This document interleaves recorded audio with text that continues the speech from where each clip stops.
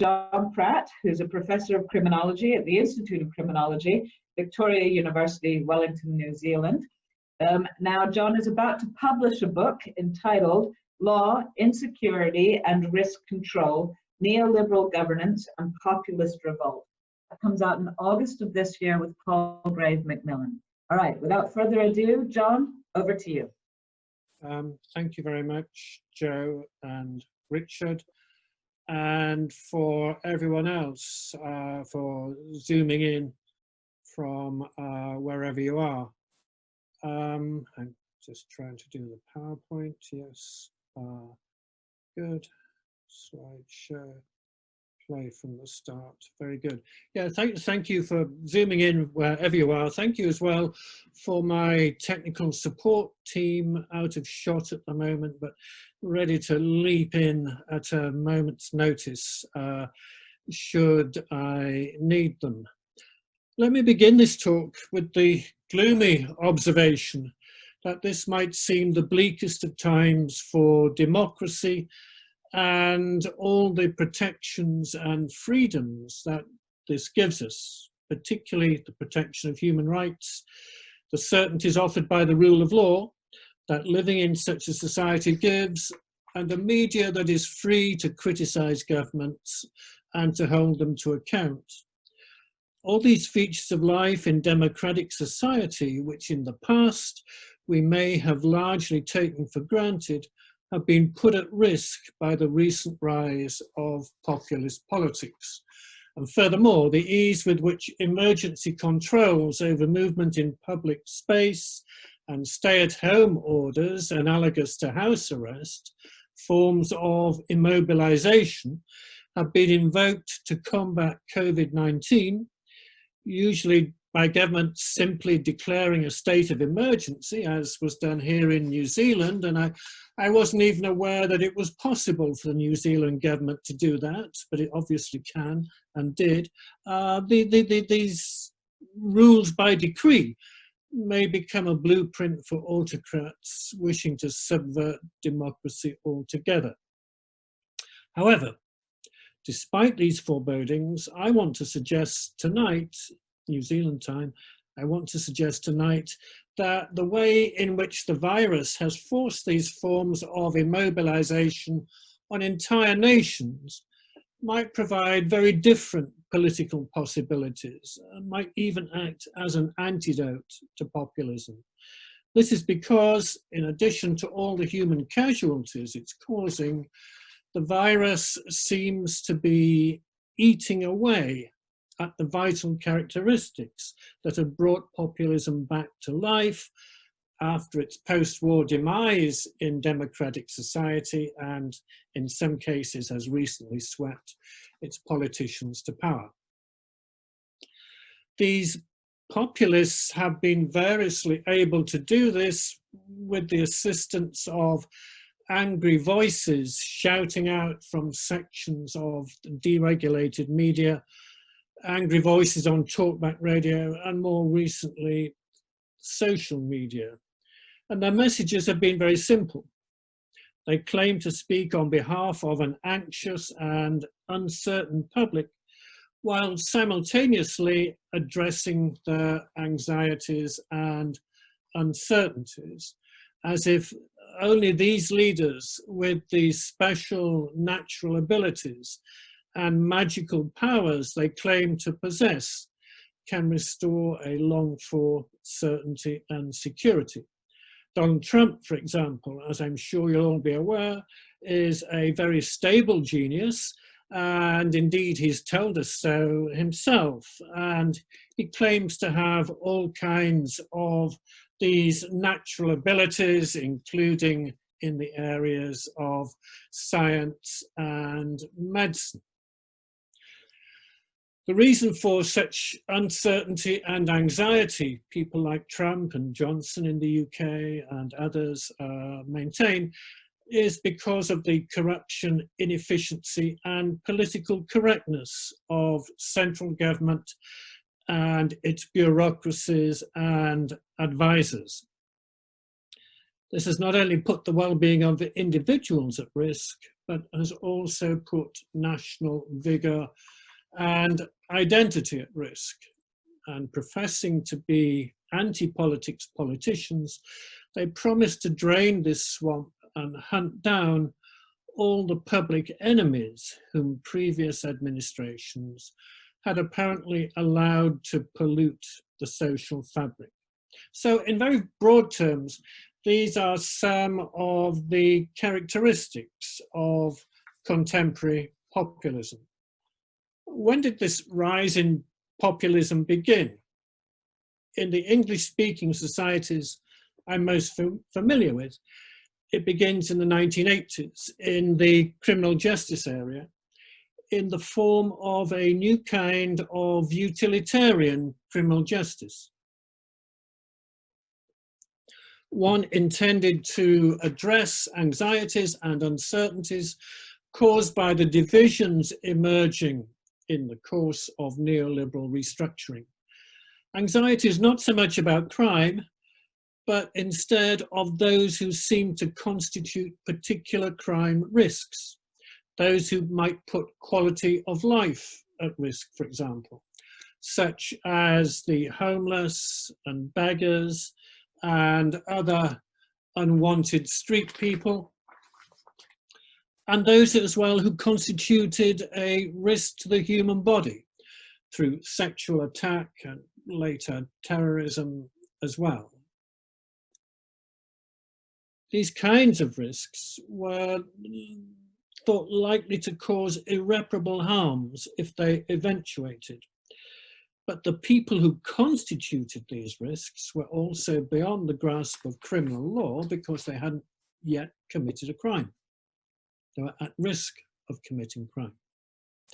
The solution to governments was to provide protection from these risks in the form of this utilitarian criminal justice, where efficiency in risk prevention becomes more important than adherence to the rule of law.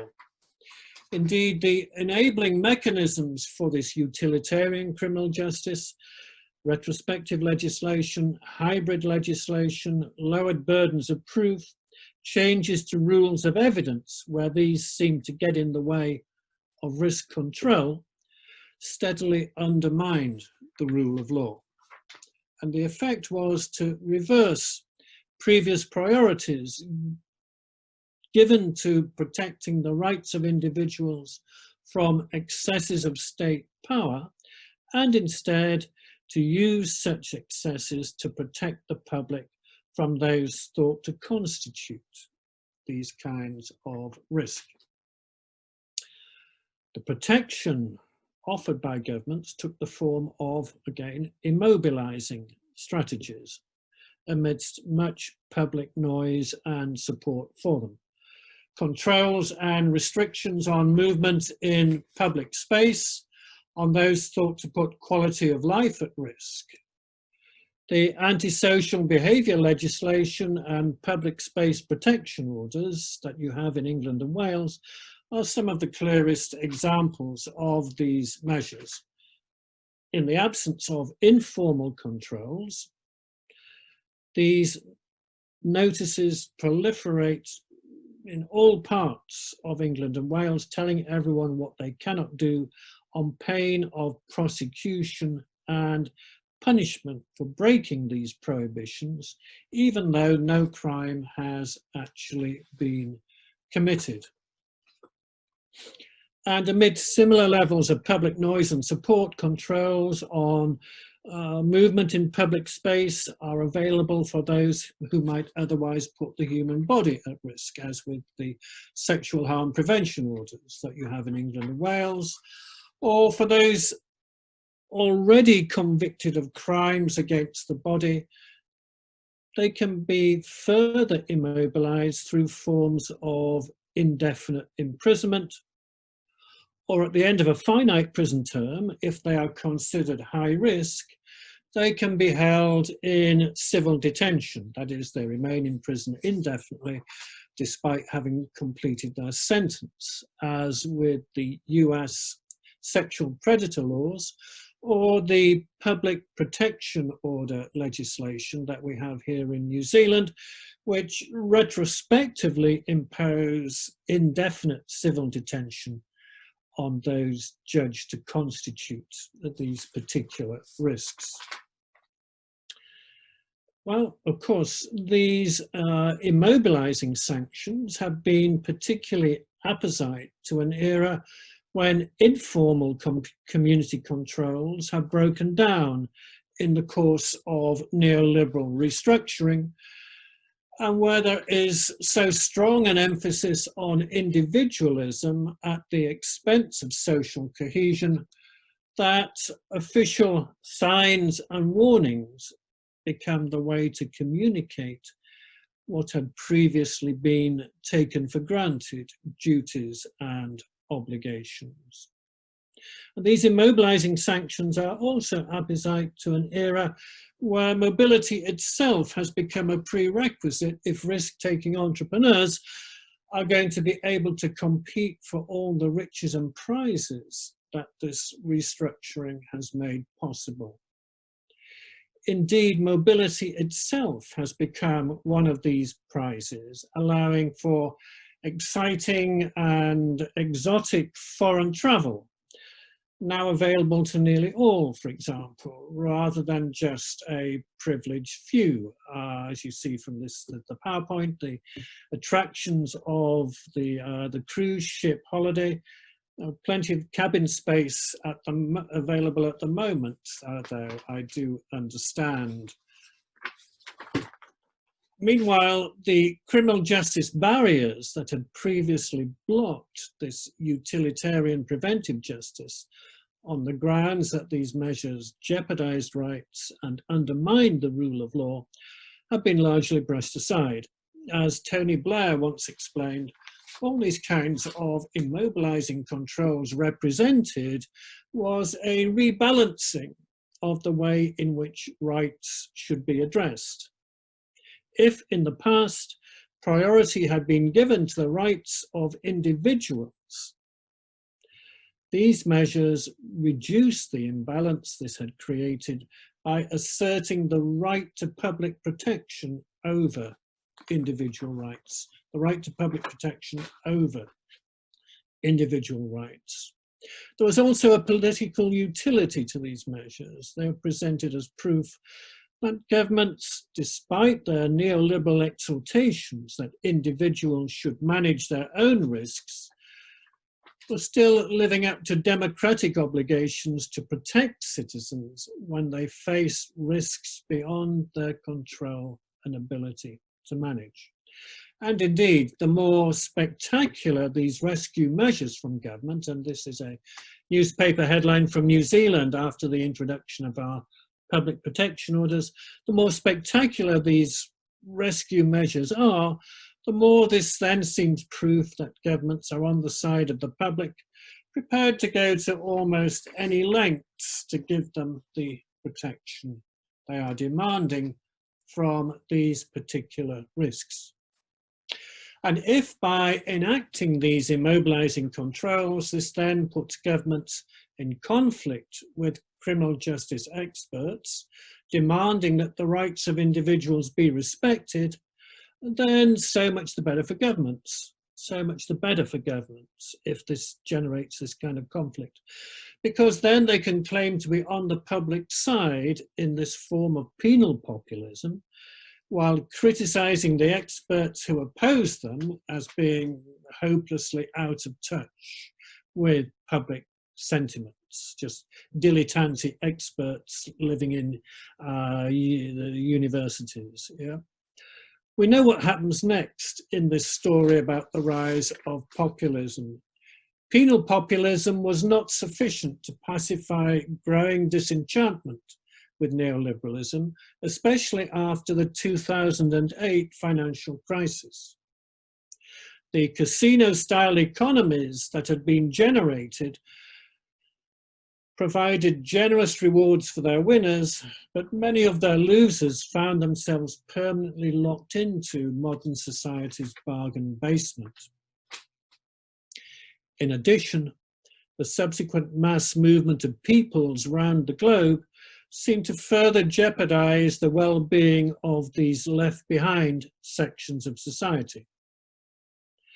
It was made out by populist politicians and their supporters that high levels of immigration not only put the jobs of local citizens at risk, but also put national identity at risk, because immigrants brought their suspiciously different values and cultures with them, while national identity seemed to be all that many of those who had been left behind had to cling on to. And feeding on this sense of grievance, populism was able to burst out of its criminal justice enclave. And rather than being used, as it had been there, as a device to shore up the existing social order, populist politicians now promised their angry supporters that they would overthrow the existing order altogether. And two events in 2016 were of pivotal importance in this respect. Brexit, take back control, and the election of Trump, who pledged to make America great again. In both campaigns, the tactics that had brought penal populism success were expanded and exaggerated. That is, the use of anecdote, lies and distortions over science and expert advice. British Cabinet Minister and leading Brexit campaigner Michael Gove thus claimed that the British people have had enough of experts in 2016. And as well, the use of new social media outlets unbound by any kind of ethical constraints to allow these populist politicians to propagate their fabrications and conspiracies. And the result has been a widening and acceleration of social divisions. New enemies of the people have been identified in the course of this. The greater the threat they are made out to be, then the more there seems to be a need for so-called strongmen leaders, able to extinguish the risks posed by these enemies to the public and the nation state. Immigrants of all kinds and status have found that they now constitute one such enemy category. They too have had to be immobilized by the speeding up of deportation orders, for example, administrative detention at the border, largely bypassing legal oversight, or their advance being physically blocked by walls, including the famous Big Beautiful Wall being built along the US-Mexican border, although I did see that parts of it had blown down in a storm a few weeks ago.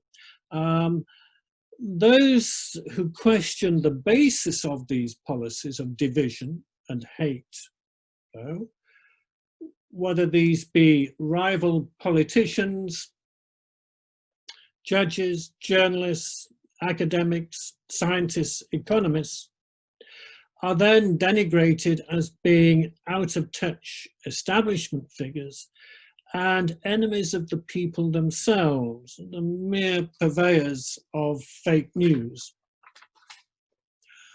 Now, of course, earlier this year, COVID-19 became another public enemy that the nation had to be defended from. Except that this enemy exists in microbe form. It cannot be blocked by a wall, it cannot be detained, it cannot be shamed out of existence by an angry Twitter outburst. But it's an enemy that brings incalculable harm to individuals and societies. Even with its defeat, the ensuing global recession it's caused further immobilizes new sections of society, particularly those who have been able to prosper in the neoliberal era, such as those working in tourism. As the virus has spread, there's been a huge public demand for information about its risks and how to contain them. Where is this information to be found? Well, many have put their trust in public broadcasting organisations, such as the BBC, despite the attempts by populist politicians to discredit such sources. For them, there is no essential truth, and knowledge, science, and evidence simply get in the way of the claims they make to justify their attacks on democratic values and freedoms. Rudy Giuliani, Trump's personal lawyer, has thus claimed that truth isn't truth. And Kellyanne Conway, a former senior advisor to Trump, has claimed that there is no essential truth, only what she referred to as alternative facts. But now it seems concerns about COVID-19 have meant that truth is back in fashion. Truth is truth after all, and is not something to be discarded or falsified if it happens to be inconvenient.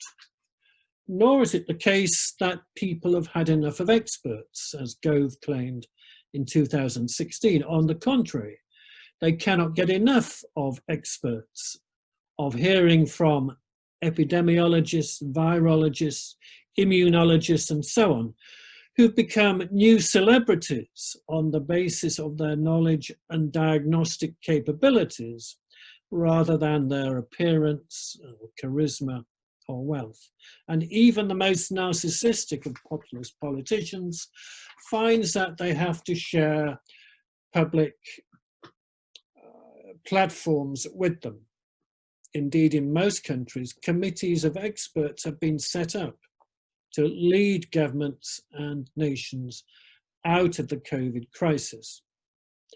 And rather than putting their trust in mendacious demagogues, or in the case of the UK, it's perhaps more a case of incompetent clowns masquerading as demagogues, the public seem to yearn for a strong but accountable central government prepared to give both good and bad news, but news which is true and clear.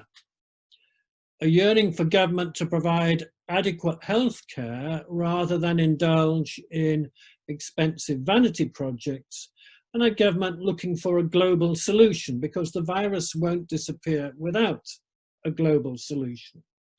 So to reverse Ronald Reagan's famous aphorism, it's as if, once again, government can be the solution, not the problem. And any such solution must provide protection for all, because if all are not protected, this will only cause more infection. As a result, what we've seen in many cities has been that through the working of the local state, the previously intractable problem of homelessness has disappeared in just a few days. And at the same time as mobility has declined, social cohesion has increased in all kinds of ways. And the slide just shows one minor example of this amongst many, many hundreds, thousands of similar examples of increasing social cohesion. And we have new heroes now, healthcare, pharmacy, supermarket workers, and so on, rather than the risk-taking entrepreneurs of the neoliberal era. Now, this new civics may only be temporary, of course, and it's by no means universal. In places, distrust of the state, of expertise, and of science remains deeply embedded. In trying to maintain this support base, populist leaders have tried to deny the reality of the virus or to conjure their own magical solutions to it. Have you thought of injecting yourself with disinfectant, for example? And when their own failings become manifest, they then make frenzied attempts to pin responsibility for the virus and its consequences on still more enemies. So the Trump administration blames Obama and state governors and journalists and the World Health Organization, China, and so on and so on. In these ways, leaders such as Trump and Johnson have taken their countries out of uncertainty, as they said they would, but only led them into chaos. Indeed, their countries, the US and the UK, have some of the virus's highest infection and death rates. They've thus, Johnson, Trump, and similar others, they've thus failed to deliver on that most basic obligation of democratic government, the protection of its citizens from uncontrollable risks. Meanwhile, the shifts in public mood I've indicated would suggest post-COVID social arrangements and political expectations are likely to be very different from those in the pre-COVID era, based as these were around division and exclusion, with criminal justice arrangements to suit. I might be entirely wrong, of course, but it may thus be that criminal justice post-COVID is shaped by at least 3 general principles that capture these mood changes. First, a society that prioritizes public health is going to give much less priority to imprisonment. The renewed importance given to the former, public health, is likely to lead to a rethinking of public expenditure priorities. It's a stark choice between healthcare and prison. I don't know of any society that invests heavily and successfully in both healthcare and prison.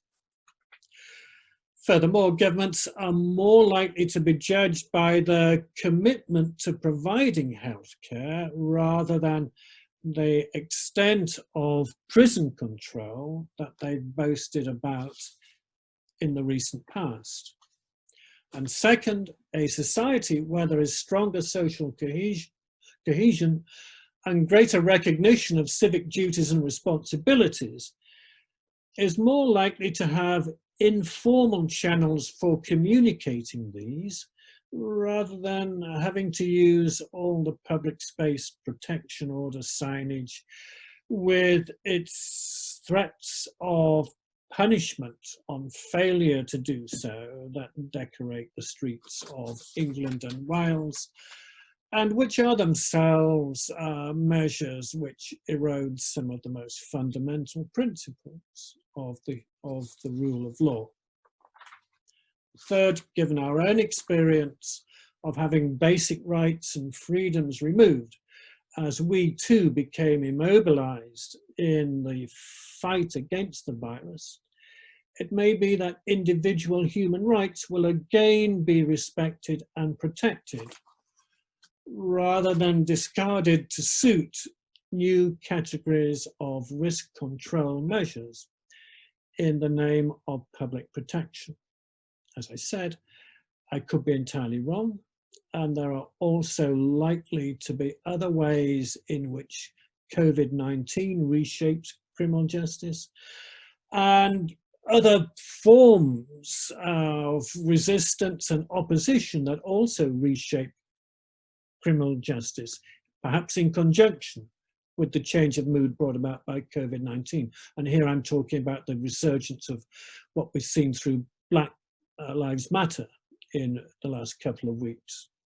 So I could be wrong, entirely wrong, but if any of what I've been saying does eventuate, then it's likely to be because amongst everything else it's done, COVID-19 has become an antidote to populism. And I'll finish there. Thank you very much. Thank you.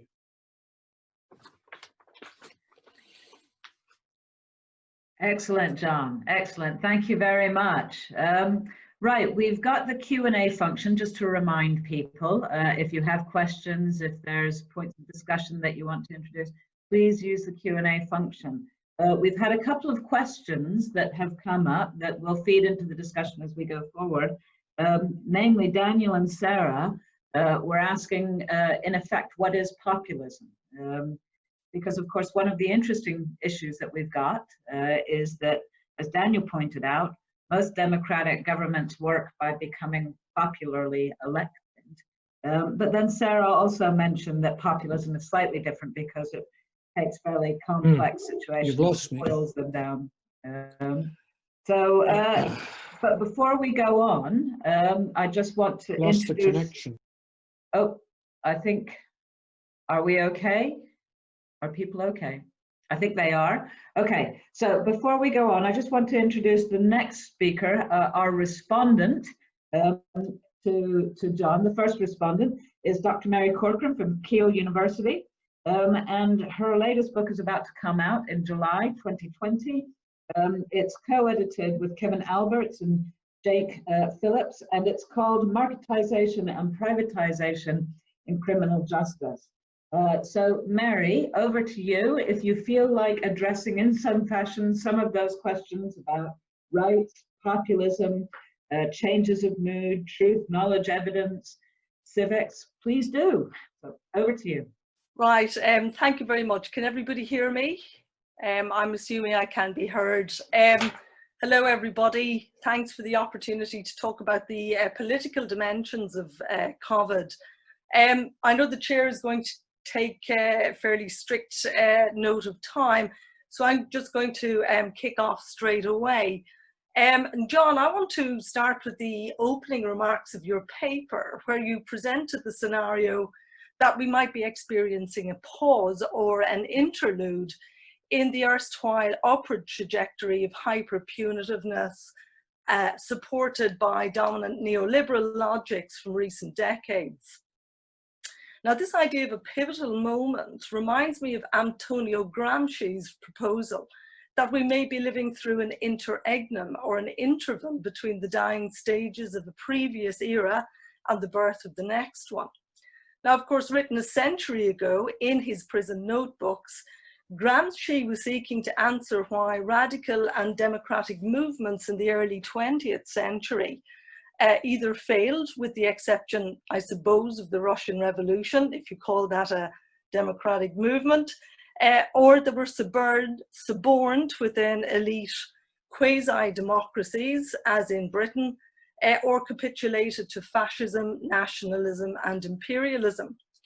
But of course, unlike most Marxists, Gramsci identified the public sphere and civil society, along with the realm of ideas and culture, as pivotal to building transformative democratic political forms.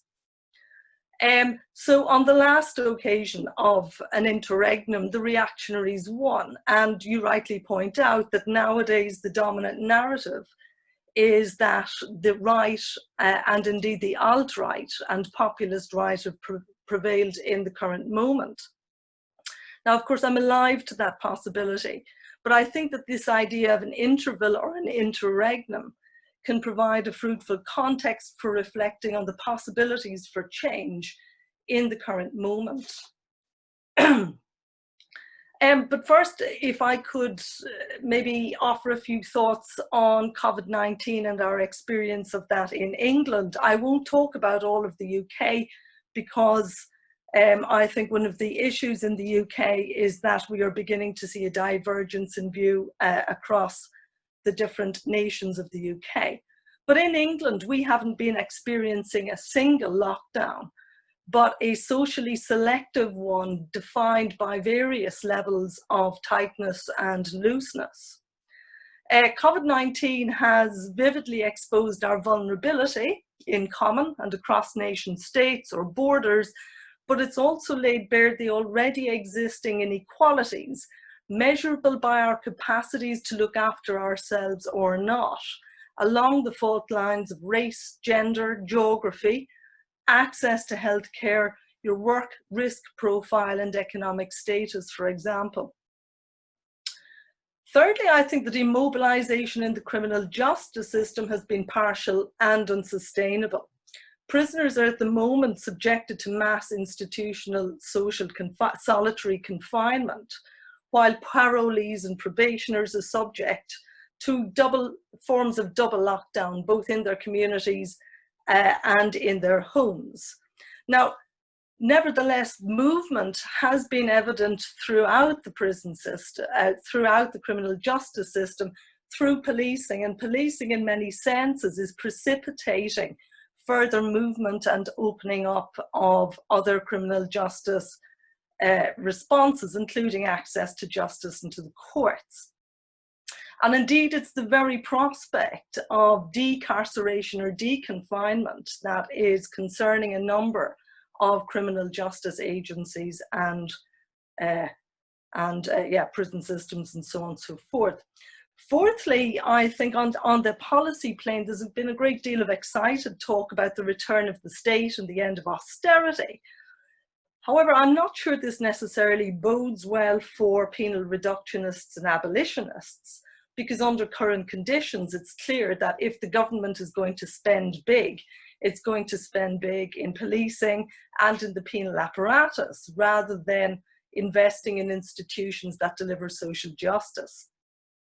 And yet, despite this ambiguity, at the very least, I want to suggest that the movement towards deconfinement and unlocking is disrupting previous hegemonies and is opening up opportunities for a civic response to the state of immobilization, which is currently represented by the status quo.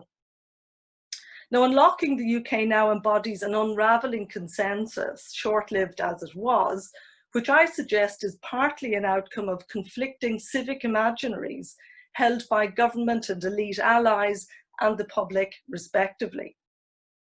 Now, the first is represented by what I call civic disillusion, which is characterized by an ideological will to return to economic normality, driven by ill-informed notions of responsibilization, trade union bashing, preemptive announcements before fully consulting parties, attempts, for example, to return younger children to school in order to release their parents to the labour force, and various techniques of diversion and neutralization. These moves, of course, amplify political partisanship and culture wars that paused during the lockdown, but remain the default ruling strategy. And indeed, as an increasingly skeptical public are told that it is our civic duty to isolate, what we are being told is a literal and authoritarian version of civicness, which pivots on rule compliance, but is devoid of mutuality or solidarity. Now, that kind of breach of the civic compact from above is still contrasting starkly with the civic resolution of the public majority. That's evidenced by high levels of public compliance generally, but also widespread repudiation of refuseniks and rule breakers, whether they are governmental advisors or what became known as cov idiots. Now, I'm not suggesting, of course, that condemnation of refuseniks equates with cohesion. Of course, it may indicate the very opposite. My main point is that the absence of solidarity and reciprocated care on the part of government is increasingly being regarded as an affront to the public sense of cohesion, a threat to their safety, and a weakening of the collective capacity to avoid a second deadly wave. It's kind of a Rawlsian view of justice writ large, I think, across the public. Likewise, we've also witnessed many acts of civic courage. These are exemplified by quotidian and routine sacrifice or resistance, ranging from care and health workers who've lost their jobs for publicly speaking out about the lack of protective equipment, to academics who are subverting the suppression of data, to NGOs who are pursuing judicial review on conditions in custody, towards the many instances of community and charitable self-help interventions and so forth. So I'm just going to wrap up by making a few comments, if I may, Chair. The playbook which brought the right and the alt-right to success in the UK is not now playing out as previously. Questions of justice and inequality are metastasizing in scale and scope as spaces of protest are springing up in diverse and distant locations, of which the Black Lives Matter is one of many examples. Now, whereas outrage with the deathly incompetence of our government has not entered a phase of full frontal rage, febrile stirrings created by a decade of austerity are pulling bereft and traumatized communities into a force that can no longer be met with evasion or indifference or procrastination. So I'd probably try at the optimistic moments that Gramsci suggests we look for at points of crisis. I'd probably characterize the current opportunity for civil society as our moment to embark on a pushback against the populist authoritarian pushback that we have been experiencing over several decades. Thus far, I think we have some advantages behind us. Civic resolution remains the largely popular view, in contrast with the civic dissolution of government. Gramscian perspectives, I think, can shed light on both the dystopian features of the current situation and the utopian possible futures that we can work for. Likewise, however, we mustn't conflate the appearance of the new with what may actually be new or becoming new. We've seen already that civil society is instrumental in reshaping a potentially safe reopening of society and the reconstruction of just and participatory institutions. But we have to work as perpetual persuaders. Futures aren't guaranteed, and they must be strategically understood and worked towards. The current crisis has undermined the neoliberal doctrine that the state doesn't have a role to play in economic and social reconstruction. Civil societies have an opportunity to press, agitate, organise and shape state responses in tackling fundamental inequalities and justice. Now, I realise that there are a number of people who would regard themselves as civil society actors who are present in this discussion. So the question I invite from you is how and whether popular civic mindedness can materialise as a sustained political and social programme. So thank you. Brilliant, Mary. Well done. Thank you. I particularly like the fact that you finished less than 1 minute when I gave you the 1 minute sign. So brilliant. And I also really liked the idea of a pushback against the pushback against the pushback. I thought that was very, very good. So the Q&A has been quite busy whilst you were talking, and there are all sorts of questions here about homelessness and housing. There seems to be a theme emerging between people asking questions about the hope that might sit within both what John you were talking about and Mary you were talking about, but also the fears that we have that this might just breed a new model of populism, and it might be a doubling down, if you like, in some of the economic inequalities and economic factors that have led to the sort of dystopian places that we've got to, just to mirror some of your language, Mary. So can I encourage the audience, please continue to use the Q&A function, use the uptick when there's a question that you would like answered or specifically asked. And without further ado, I want to turn over to Leandro Ayres Franca, all the way from Brazil. It's very, very early in the morning or late at night for him, I'm not sure which. It's a real pleasure to have Leandro here for a couple of reasons, and just forgive me for a second while I go through them. He, along with Pat Carlin, edited two incredible collections, one called Alternative Criminologies, another one called Justice Alternatives. I think they're incredible collections, not just because I'm in both. That was a cheap joke, and I should know, jokes don't work on Zoom. Okay, there's another reason to have Leandro here. Leandro, as I mentioned, is from Brazil. And of course, Brazil has been much in the media recently, particularly around the tactics of its populist governor, Bolsonaro, who I believe 2 days ago wanted to simply get rid of COVID by just getting rid of all of the statistics. So over to you, Leandro.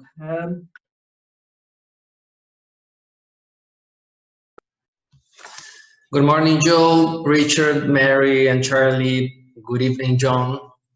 It's good to be back at the Center for Crime and Justice Studies and to join this webinar. Thank you for the invitation. Hello, everyone from the whole world. Paraphrasing John, let me begin this talk with a gloomy observation. When I finish my comments during these 10 minutes I have, 10 Brazilians will have died from COVID-19 infection. By saying this, I want to set the tone of my talk, which unfortunately is a sad one.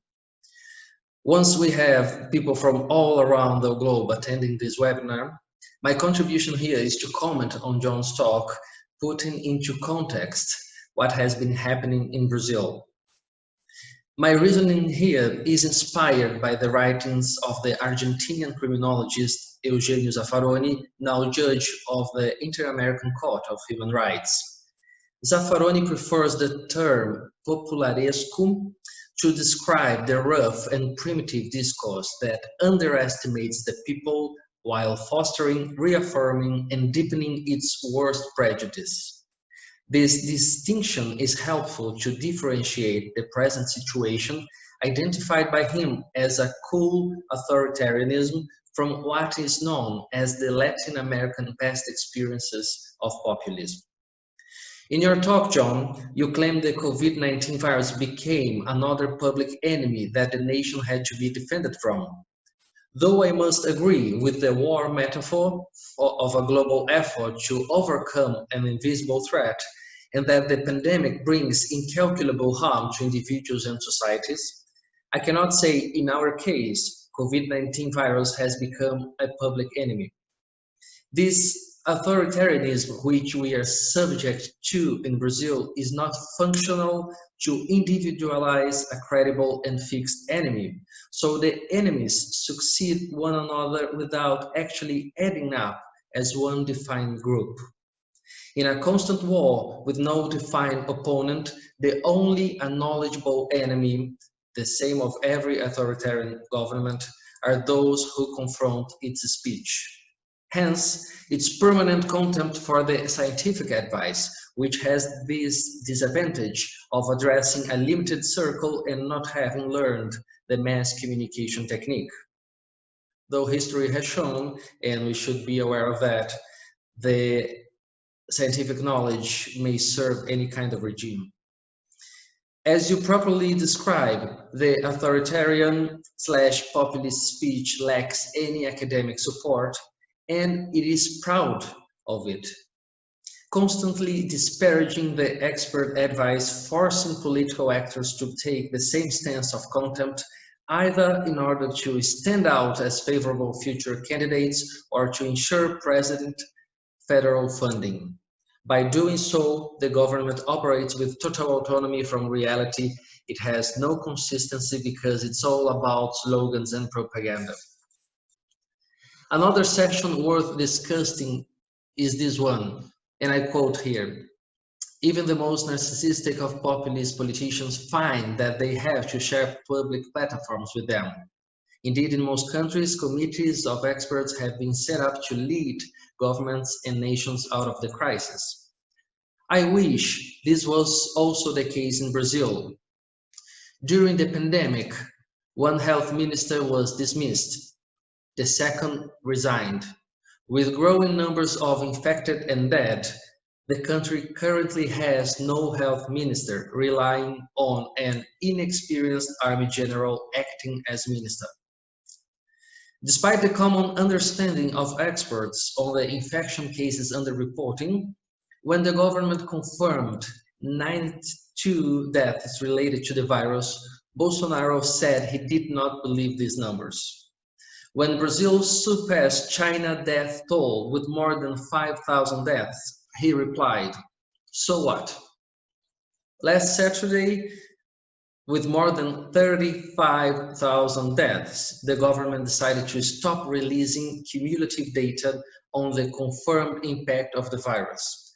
Later that day, we were informed the data would be published at late night, supplying only daily numbers to avoid major newscasts from commenting on it.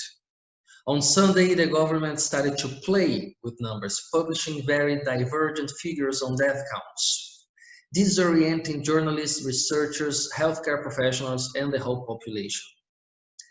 But after I wrote these comments, the news of a consortium of media outlets established to publish the sheer numbers the government had decided to omit made clear you do have a very good point, John, on social cohesion as a reaction to this moment.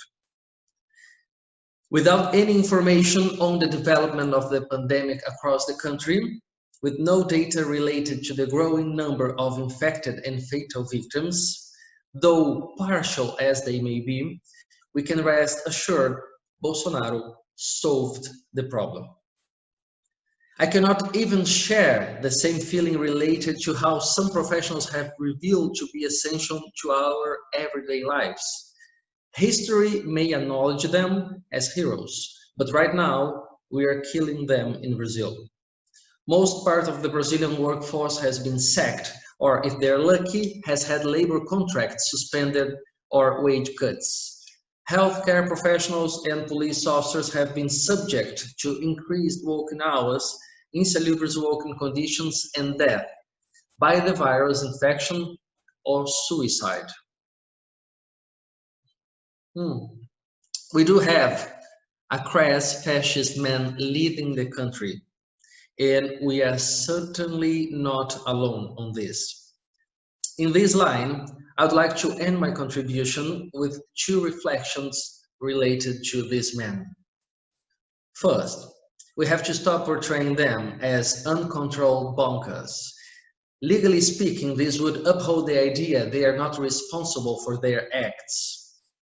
Though certainly mentally and ethically limited, they are able to reason. These perverse and dangerous men should be held accountable for their acts. Second, it is also important to remember these men have not seized power. They were elected and supported by significant sections of society who knew them pretty well before their elections. In Brazil, Bolsonaro was elected with 57 million votes. Despite losing popularity among his voters, he is still supported, sometimes worshipped as a myth, by many, including important businessmen, both ignorant and well-educated people, the rich and the poor, people I have never heard of, and a few of my relatives, and even some of my colleagues, professors of law. So, if we were to talk about what motivates social cohesion in Brazil, the answer would reveal the real nature of one nation that has been subject to centuries of violent colonization and of individuals who have historically courted authoritarian governments. Having lost the little control they had of their lives to the pandemic, and the few achievements of a young democracy to recent government administration, we will be lucky if we don't engage in the fascist seducement. I would really like to be as optimistic as John when he says post-COVID social arrangements and political expectations are likely to be different from those in the pre-COVID era. Maybe I have read too much Schopenhauer and Emil Durkheim, I don't know. But our recent experience indicates that we are only radicalizing the status quo, with one addendum: the novelty of a present negationism which denies the pandemic, the victims, and life itself. Thank you. Wow, thank you. Thank you very much, Leandro. It's difficult to know how to follow that up because it is quite a bleak vision, no two ways about it. The Q&A box has been quite active. We've got 3 people who would like to ask their question live. So without further ado, can we go over to Jessica, please? Can you hear me? Yes. Hello. Jessica, welcome. You wanted to ask a question. Yes. Thank you, Joe. Thank you, everyone. I'm a researcher from Brazil. I'm thinking my question lies around the possibility of some kind of a new model of populism, because the commentators in Brazilian media, they have been speaking about the need that Bolsonaro has been expressing to stretch actually the emergency help that would be something like the stimulus check for Americans. So he's, say, helping the poor people in Brazil, and so he's gaining popularity among the lower classes and working classes. So wouldn't it be the way to a new kind of populism? Thank you. Okay, I'm not sure who would like to answer that. Leandro, Mary, John? I think I don't John, know. Well, please. I think Leandro, I simply don't know enough about Brazil. What I did say in my talk, and I was trying to be optimistic, because speaking personally, I felt so ground down in the last 3 or 4 years with everything I saw familiar collapsing around me in countries like the UK and the US and other places as well. There are seeds of hope in some respects, more social cohesion and so on and so forth. But I also said that this isn't a universal picture, right? And Brazil presents a particularly dark picture. And Leandro, you should say something about this, I'm sure. Leandro? Yes, I share the same worry as Jessica. We are, as I said before, I believe in our case, we're just radicalizing the status quo. We're going to have a few years of this new populist style of government. So I'll have to agree with her. What Bolsonaro is trying to do is trying to find support in classes, in lower classes, which were starting to abandon him. So he's reaching out for them.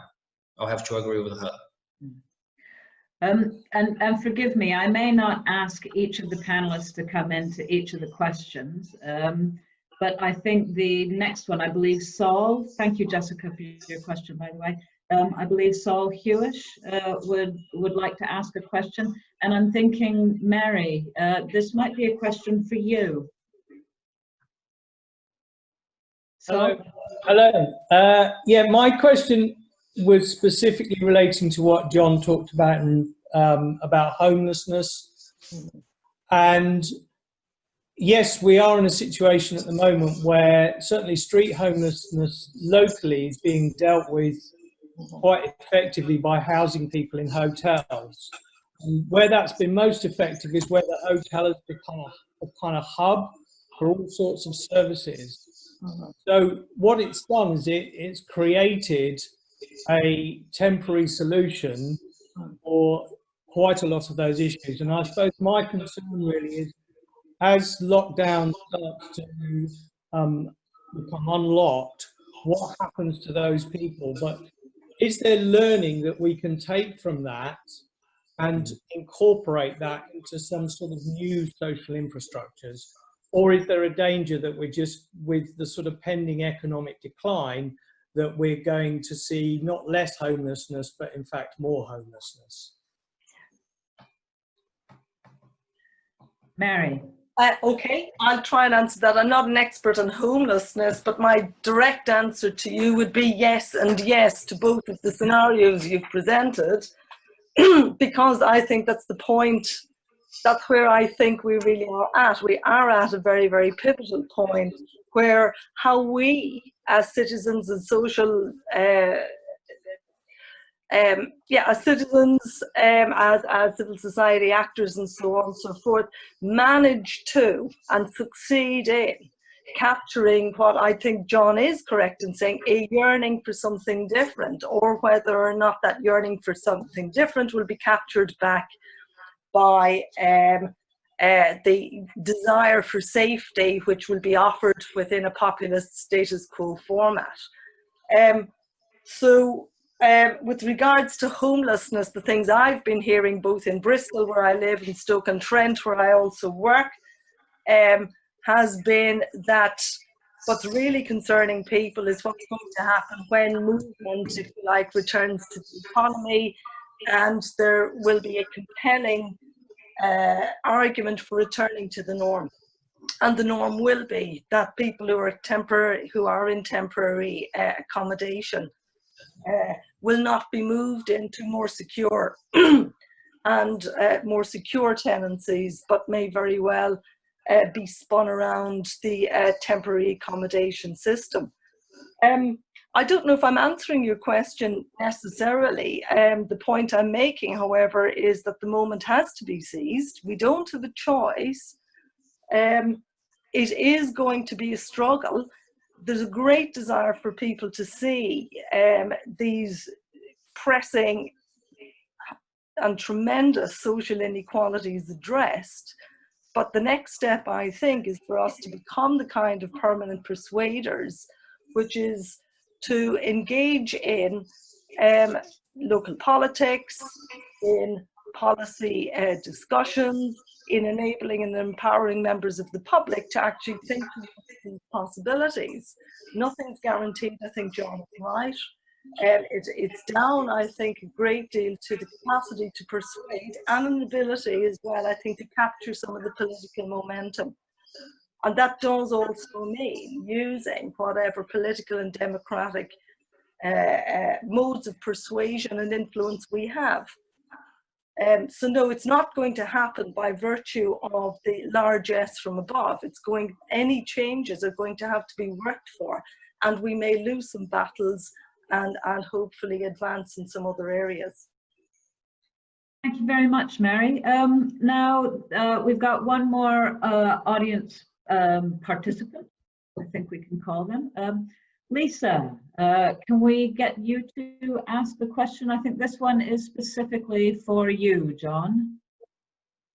Thanks, Joe, and thanks everybody for a really innovating discussion this morning. Really nice way to start the day and to be able to think about things differently in a different space.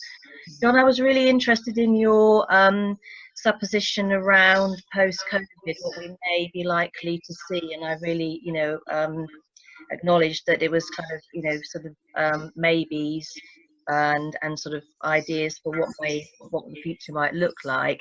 And as part of one of my roles, despite being the director of Homelessness as a psychotherapist, I really want to embrace the concept of hope. But I was thinking really about what you were saying in regards to post-COVID, how we may see an improvement around the rights of the individual and civic responsibility.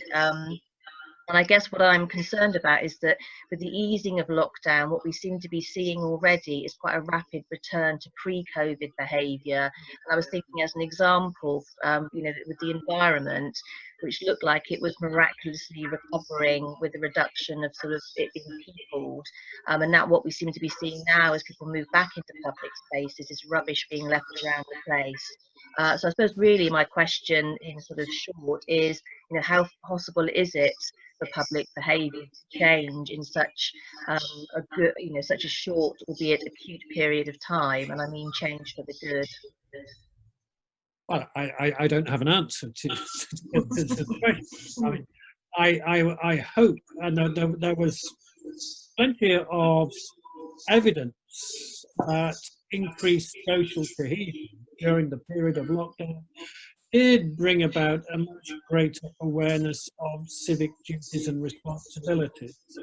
And we would hope, and Mary spoke very well on this, we would hope that those civic duties and responsibilities may become more of a part of everyday life rather than the opposite. When people start realizing that that they do have obligations and duties, and that they must respect their neighbours and so on and so forth. It's possible. It's something that happened. That happened here in New Zealand in all kinds of ways, and in UK society as well. People started being more polite and friendly, and so on and so forth. Now, it may well be that as lockdown eases, then we do simply revert back to those old ways and throw rubbish all over the place, and start smashing our neighbours' windows and all the rest of it. I hope not. I mean, if we haven't learned anything from the last few weeks and months about duties and responsibilities to others, then we're in a pretty bad shape. I'm sorry. You try to take hope out of the bleakest circumstances, as the kind of lockdown we had here in New Zealand was. You try and look for signs of hope, signs that there are possibilities of change, and a change away from the dreadful populist rubbish that we've had in recent years, which has been shown to be totally accurate. Yeah? So there is a renewed belief in expert knowledge. People recognise that science is necessary and important. Evidence is necessary on which to base policies. Right? So it may still be that people start being rude and abusive again and leave litter all over the environment, but there are other signs of change in the opposite direction as well that may lead to better things in the future. I'm sorry I haven't got a more specific answer than that. I've communicated my thoughts to you. Okay, thanks, John. I don't mean to cut you off quickly there, but I think you may have an echo on your speaker, so maybe you want to turn the volume down just a tiny bit on it. And I'm going to test your technical wizardry and your patience for a second, because I want you to answer a second question. It's from an anonymous attendee, right? And it's kind of mining away at that same theme around hope versus, perhaps a less hopeful future. And his or her or their question is, I wonder about John's optimism for an enhanced civic responsibility post-COVID. What about the extensive use of, quote, snitch on your neighbor tools on police websites during the lockdown in the UK? You may not know about this, but we've had the effect of snitch on your neighbors. Still a strong demand for authority there, even whilst people were delivering food parcels to their deserving neighbors. So, of course, some of the ethos behind this question is around the deserving, undeserving, but please feel free to answer any part of that question you would like. People were informing on their neighbours, I mean, sometimes justifiably, like the people who informed on Cummings, for example, and probably sometimes unjustifiably. You get good and bad things happening always. But I think just from what I've seen of the UK and other societies and my own experiences here, there were a number of good things happening as well, unexpected things that had been missing from these societies, and in particular the respect being shown to very low pay workers in supermarkets, for example, or the workers in healthcare, not the surgeons, but nurses and others. Suddenly, as I said in my talk, these became new kinds of heroes, and there was recognition of the importance of the work that they do. So yeah, I mean, bad things emerged during the lockdown. The experience of it was in many ways very, very painful for many people. There will be great psychological difficulties caused by it. But I was simply suggesting that it's important to try and take hope from some of the other changes we saw taking place. Thank you very much, John. And I'm going to stand you down for the next question. It's one about Turkey, and I would like, if possible, for both Mary and Leandro to give perhaps just a short response to it. So over to Idil. Hello. Hi. Thank you for the great speeches and good morning to everyone. I just wanted to remind the regulation which was imposed in Turkey because the state wanted to decrease the prison population, which was already overcrowded, but excluded prisoners who are prosecuted or already been convicted in relation to anti-terror laws, which in places like Turkey means journalists, human rights defenders, and politicians. In spite of the judgments of European Courts of Human Rights, we still have prisoners such as Osman Kavala and Selahattin Demirtas, which are politicians and human rights defenders. I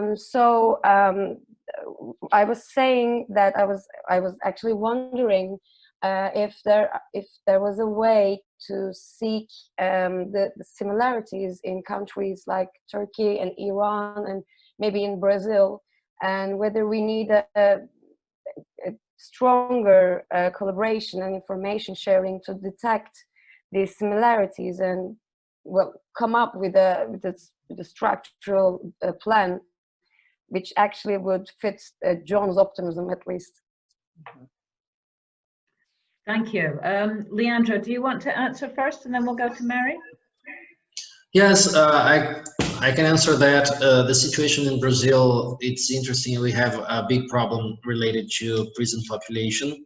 There was a national recommendation. We have this National Committee of Justice, translating quickly here, that published a recommendation to let some prisoners to their home in some specific cases, but there has been a resistance from judges to allow that. So we are not implementing anything like this. And if you want to reach for data, I can help you with that by translating all this recommendation from this council, and also by getting you into touch with a group in Brazil that has one Instagram profile called InfoVirus. They are doing the research related to the virus and the prison population. I think that will be great for your research.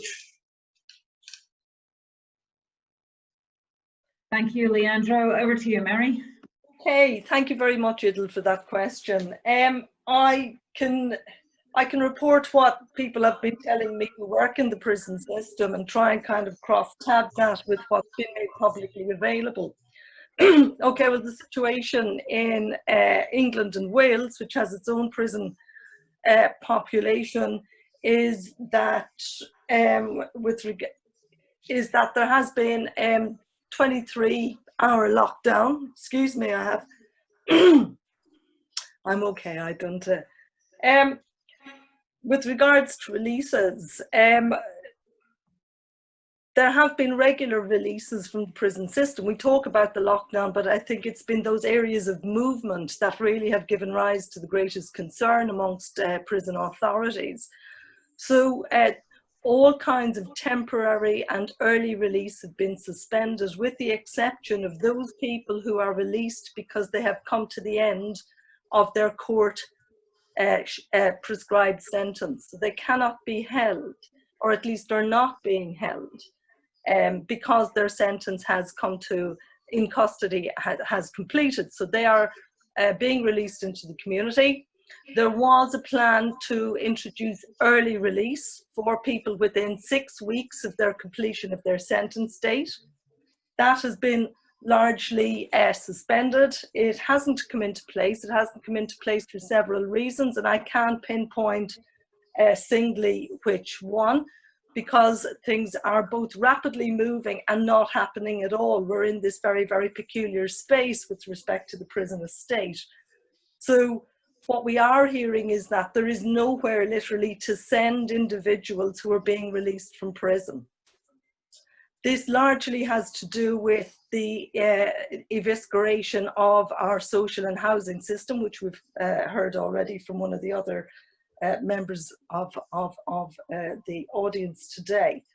Any early release was meant to be dependent on electronic tracking, and that has meant that fewer than 100 people have been released under that scheme into the system.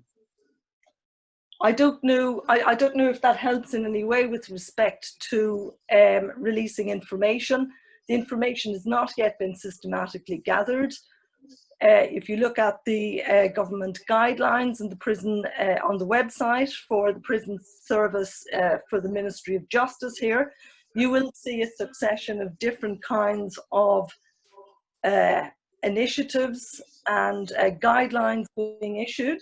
But I get a sense of deep inaction at the moment, with governors and people at the local level anxiously trying to resolve some of the issues, particularly with respect to planning for release and planning for deconfinement within their prisons. And from what we heard last week, if you look at the seminar for this series for last week, you'll get an insider view of the tension, if you like, and the trade-offs between what the Ministry of Justice is telling the prison system to do and what prison governors and directors themselves think needs to be done. So it's an ongoing discussion. I hope that's addressed some of your concerns. Thank you very much. Now we're running out of time. We've got 8 minutes left. I'd like to bring in 2 questions from the audience. The first one is from Malcolm, and John, if you could take that question, and then the next one will be from Helen Schofield. That one will be from Mary. And then as soon as those 2 questions are answered, I'll ask our presenters to wrap up. Okay, all right. So Malcolm, over to you. Hi, can you hear me? Can you hear me? Oh, splendid. Thank you, John. Thank you, the other speakers. That's all been brilliant. I've heard a lot about the public yearning for something better. I would like to believe that what they want to see is integrity on the part of their leaders, their political leaders, and indeed the opposition parties. When I've been door knocking as a foot soldier for the Labour Party in England and Wales, my heart has sunk when I've heard people on their doorstep say, "Oh, politicians are the same." The call here, I believe, is going to grow in its intensity for integrity and basic decency. Is that not really part of the key, that there must be no more calculation? People must resign when they get things wrong. They must come clean when they don't know the answers. The call is for truthfulness. And if we fail to seize this opportunity, where on earth are we going to be?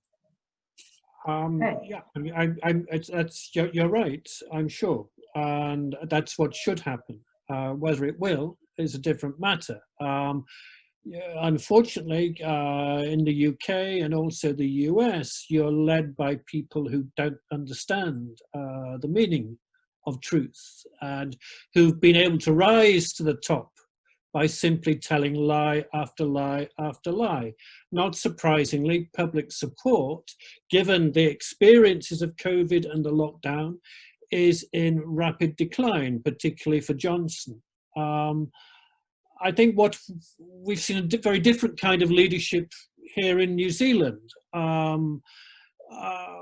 Whatever shortcomings Jacinda Ardern might have, I mean, the message that she's given New Zealanders has been both truthful and clear and straight to the point at all times. And she hasn't tried to hide bad news. If the news has been bad, she's told us it,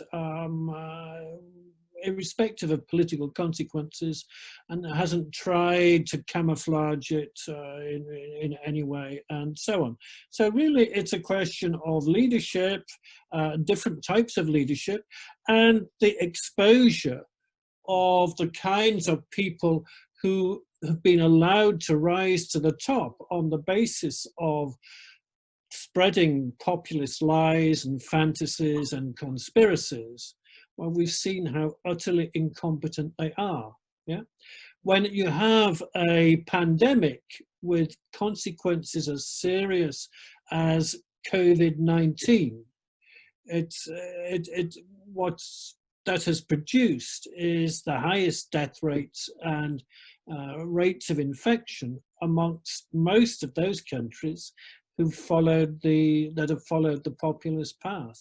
And they've been exposed for what they are. We would hope that the public will never again be taken in by blatant liars.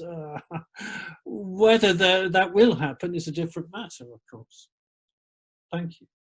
Thank you very much, John. Okay, Helen, can you ask your question very quickly? Mary, a brief answer, and then we'll go to wrapping up, please. Hello. Hi, can you hear me? Hi, Helen. Hi. Good. Hi. Helen Schofield. I'm from the Probation Institute, mainly England and Wales, I guess. Today we are expecting an announcement of the decision by the UK government to discontinue the privatisation of the probation service after 5, 6, 7 years, really.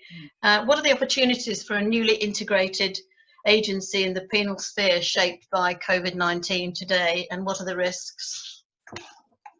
Right, well, I don't know if I can do a brief answer to that. I possibly can. Helen, fantastic to hear from you. You know that I've written a great deal about the marketisation and privatisation of probation.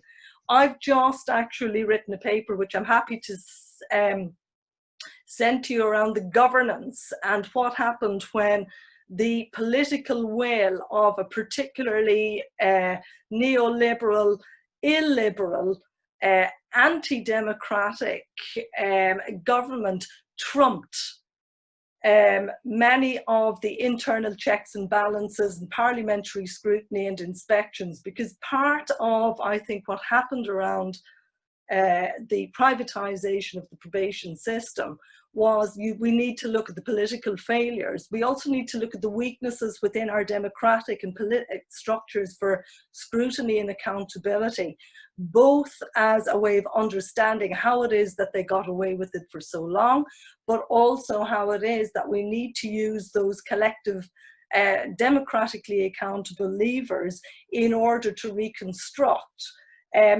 public services, the probation service included.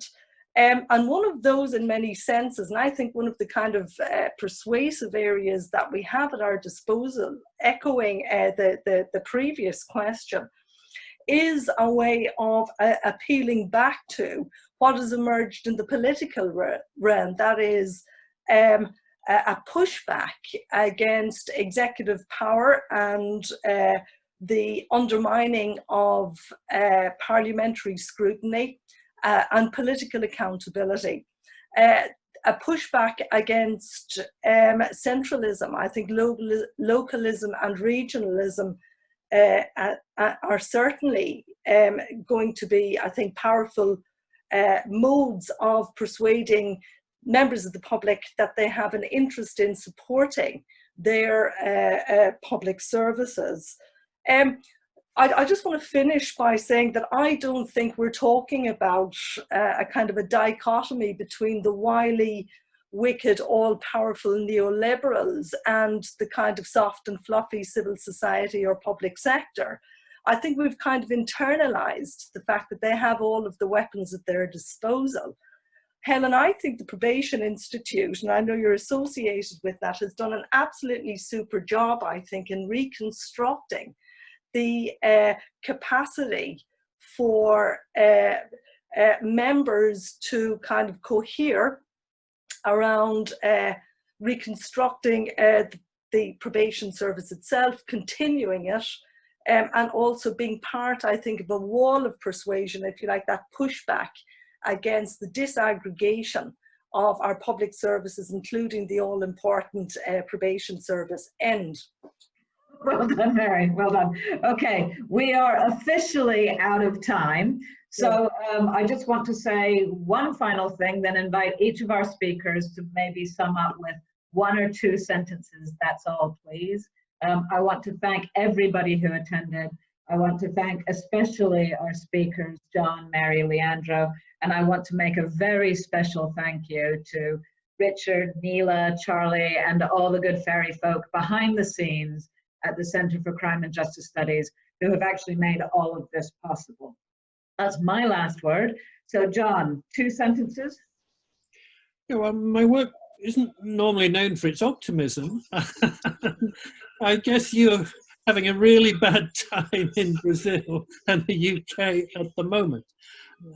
All I'm saying is that there are signs of change and opportunities for hope, the renewed belief in experts, confidence in public broadcasting, very, very important, belief in science and need for evidence to base your policies on rather than fanciful slogans. And that's Great. all I want to say. Thank you very much, John. Mary, 2 sentences?